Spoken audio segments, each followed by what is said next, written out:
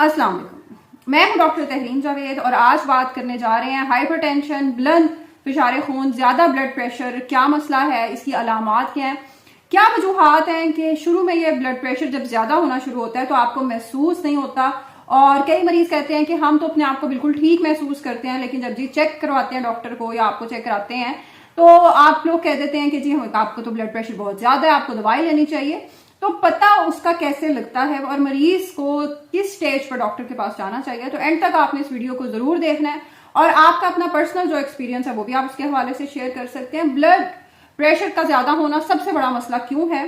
दुनिया में होने वाली जो अमवात हैं उनमें एक बहुत बड़ा हिस्सा स्ट्रोक या हाई ब्लड प्रेशर से होने वाली अमवात का है, और पाकिस्तान में शुगर के साथ इसका अगर आप रिस्क फैक्टर ऐड कर लें तो ये एक बहुत बहुत बड़ी वजह है दिल के अमराज की। और आप जानते हैं दिल के हमारे अस्पताल भरे हुए हैं, और आप किसी भी बड़े शहर के, कराची, लाहौर, फैसलाबाद, किसी भी शहर के अस्पताल, दिल के अस्पताल में चले जाएं तो आपको वहां पे इलाज कराना आपके लिए मुश्किल हो जाएगा, क्योंकि हाइपरटेंशन के, हार्ट डिजीजेस के मरीज इतने ज्यादा हैं।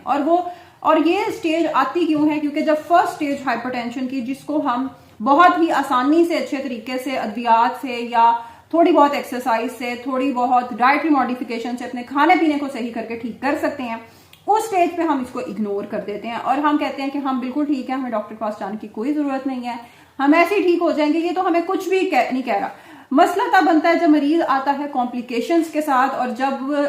ब्लड प्रेशर, आम जुबान में आप समझ सकते हैं कि गुर्दों पे पड़ना शुरू हो जाता है, जब दिल पे आपके दबाव पड़ना शुरू हो जाता है, तब जाके मरीज को ख्याल आता है कि अब मेरे जिस्म पे सोजिश रहना शुरू हो गई है, मेरे जिस्म से पानी उस तरीके से नहीं निकल रहा, और बीमारियां, दिल पर बोझ पड़ रहा है, दिल का अटैक कई दफा होते हैं। उसके बाद लोग थोड़ा सीरियस होते हैं कि अच्छा अब हमें ब्लड प्रेशर को सीरियस लेने की जरूरत है, जो चीज आप बहुत अच्छे तरीके से मैनेज कर सकते थे। बहरहाल वजह इसकी ये है कि शुरू कुछ मरीजों में बहुत ज्यादा अलामात होती हैं, पट्टों का खिंचाव होता है, दिल घबराता है, कुछ लोगों को मैदे के मसाइल शुरू हो जाते हैं, बिनाई के मसाइल हो सकते हैं। अगर आप शुरू में इसको इग्नोर कर देते हैं और आपका ब्लड प्रेशर बहुत ज्यादा रहना शुरू हो गया, आपकी बिनाई भी मुतासिर हो सकती है, आपको नजर आना बंद हो सकता है, आपके सुनने की सलाहियत मुतासिर हो सकती है। तो ये छोटी छोटी कुछ पेचीदगियां हैं जो हो सकती हैं, लेकिन कुछ मरीजों में कोई भी अलामत नहीं होती, कोई भी ऐसा मसला नहीं होता। चेक करते हैं जब तो पता चलता है, या फिर छोटे छोटे जो सिम्टम होते हैं वो मौजूद होते हैं, लेकिन पेशेंट उसको इग्नोर कर रहा होता है कि मुझे तो कोई मसला है नहीं ऐसा, तो मुझे दवाई की जरूरत नहीं है। और उससे फिर क्या होता है कि आपके दिल के मसाइल शुरू हो जाते हैं, हार्ट अटैक, एंजाइना, इस किस्म के बहुत सारे मसाइल शुरू हो जाते हैं। इसके अलावा क्या, अगर आप इसके साथ साथ अपने खाने पीने को आप चेंज नहीं करते, आप अपनी डाइटरी मॉडिफिकेशन नहीं करते, आप चिकनाई से, नमक से परहेज नहीं करते, ये भी एक अमूमी कॉन्सेप्ट है कि जी हम तो नमक वाली कोई चीज नहीं खाते, सोडियम या इस तरह का जो भी सॉल्ट अगर आपकी डाइट में जा रहा है वो पैकेज्ड फूड में भी जा रहा है। वो सिर्फ ये नहीं है कि आप नमक वाली कोई चीज, कोई दाल, लिंको या ऐसी कोई चीज खा रहे हैं तो वो आपके जिस्म में नमक जा रहा है। जब आप कोई ऐसा आटा, बाहर से बनी हुई रोटी खा रहे हैं जिसके अंदर नमक मौजूद है, या आप कोई जो पैकेज्ड फूड है उनके अंदर भी सॉल्ट, आप अगर पढ़ें तो पीछे लिखा होता है कि उसमें सॉल्ट का, सोडियम क्लोराइड का कितना कंपोनेंट शामिल है, तो कार्बोनेट्स आपके जिस्म में कितने जा रहे हैं, तो वो आप देख सकते हैं। तो ये पैकेज फूड भी जो बाहर, ये इस तरह की खाने होते हैं। बाहर का जो खाना है, खास तौर पे हमारे यहाँ एक बहुत ज्यादा ट्रेंड बड़े शहरों में चल पड़ा है बाहर के खाने का, और उसको फिर जायकादार बनाने के लिए मसाले और नमक का बेदरेज इस्तेमाल किया जाता है। उसकी वजह से भी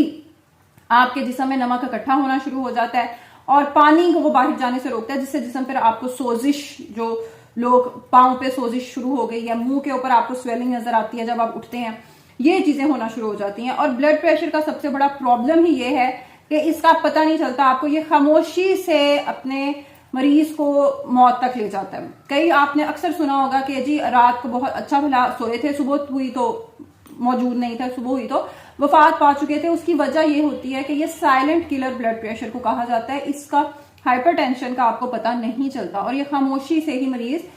वो दिल के मसाइल का शिकार हो जाता है। तो इसलिए इसको फौरी ट्रीट करना बहुत जरूरी होता है। एक और गलती अमूमी लोग करते हैं कि अगर आपके घर में कोई ब्लड प्रेशर का मरीज था, एक खातून आए, उन्होंने कहा कि मेरे खावंद को ब्लड प्रेशर का मसला था, मुझे भी ब्लड प्रेशर थोड़ा ज्यादा शुरू हुआ तो मैंने उनकी ही दवाई इस्तेमाल करना शुरू कर दी। हाइपरटेंशन के लिए बहुत सारी दवाइयां हैं, एक बहुत बड़ी रेंज है, एक बहुत बड़ी टाइप्स हैं कि कौन कौन सी दवाई किस किस किस्म के मसले के लिए इस्तेमाल करनी चाहिए। तो कभी भी ओवर द काउंटर जाकर अपनी मर्जी से आप सिलेक्ट ना करें, अपना प्रॉपर एक दफा चेकअप जरूर करवाएं के साथ आप किसी कॉम्प्लिकेशन के अंदर तो नहीं जा रहे, आपको कोई गुर्दे का, आपको दिल का, आपको किसी भी और किस्म का मसला तो मौजूद नहीं है। अगर उस तरह का मसला मौजूद है तो फिर उसके मुताबिक डॉक्टर आपकी डोजेज उसके मुताबिक करेगा। तो ये छोटी छोटी चीजें हैं जिनको करके आप ये इस पे काबू पा सकते हैं। एक और चीज जो अक्सर मरीज कंफ्यूज करते हैं कि जी हमारा जो डिजिटल पे अक्सर चेक करते हैं मरीज ब्लड प्रेशर, और उनके लिए खास तौर पे कि जो नॉर्मल आपका ब्लड प्रेशर है वो 120 और 80 होता है, 120 और 80 होता है। और अगर उसे ऊपर रहना शुरू होता है, उसके बाद अगर 90 या 90 से ऊपर जा रहा है आपका नीचे वाला ब्लड प्रेशर और